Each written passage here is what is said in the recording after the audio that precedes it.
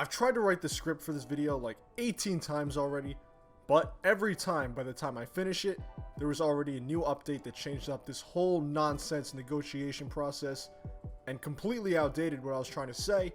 So I got to a point where I said, fuck it, I'll wait until all this bullshit is over and done with. And here we are, finally, we've reached the light at the end of the tunnel, and the Major League Baseball regular season is set to begin on July 24th, and it is going to be a weird-ass 60-game stretch. There's still a lot of questions surrounding what exactly was going on in this absolute disaster of a situation, such as, what in the ever-living took so long? Why are these people being so greedy? Why does Rob Manfred hate baseball? And many, many more. We're going to try and answer all these questions and more right here in this video. Now, if you don't know, or just don't care enough to know, the players and owners did not reach a new agreement, and they in fact have decided to just default back to their agreement that they made back in March. So what we witnessed has been about 3 months of bickering back and forth, souring the hell out of labor relations, only to not really get anything done whatsoever. The main arguments here were over prorated pay, which is basically fair compensation, which the owners did not want to give up because God forbid a billionaire not make a profit in one of the most unpredictable and unprecedented events to ever affect the game and even the world as we know it. And another thing that the owners wanted was the players to waive their right to file a grievance against them, which is essentially a fancy way of saying, we're going to sue you for being assholes and not negotiating in good faith. And when the owners are asking for that to be in an agreement to play a season, it's kind of an admission of guilt in and of itself. So not a great look there. The owners also wanted to play less games, because that means they'd get to pay the players less. Yet another example of them being cheap fucks. And the main reason they want to pay them less is because they figure, oh, there's no way we're going to have fans in the stands with all this COVID stuff. But now there's certain owners who are trying to get people in the stadiums anyway, which is probably a terrible idea, but we'll see how that one unfolds. Ultimately, this was an absolutely ridiculous process to watch, made both sides here look like total dipshits, and will more than likely have a big effect on the next CBA negotiations, and it wouldn't be a surprise at all if there's a strike after the 2021 season, which would severely cripple a league that's already far behind the NFL in terms of popularity, and is quickly falling behind the NBA.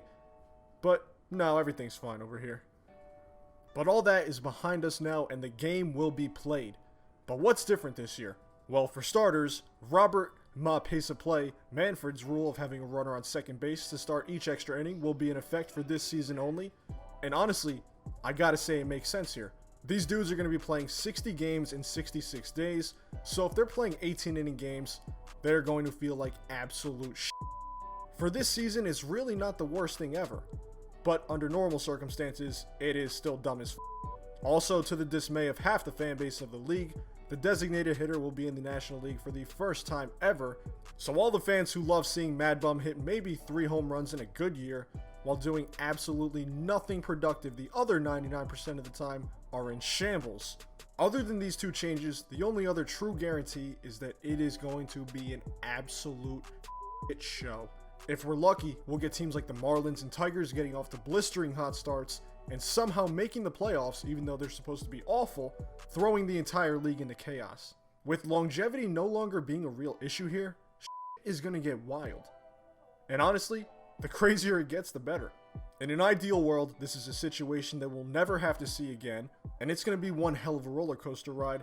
And you know, my gut is just telling me that the team that ends up getting that worthless piece of metal at the end of the season might not be the one that we expect. No matter how grim things are looking even a few days ago, never mind in the last few brutal weeks, this is the best possible result we could have reached, avoiding nonsense like ads on the uniforms, and some other painfully stupid Rob Manfred rules.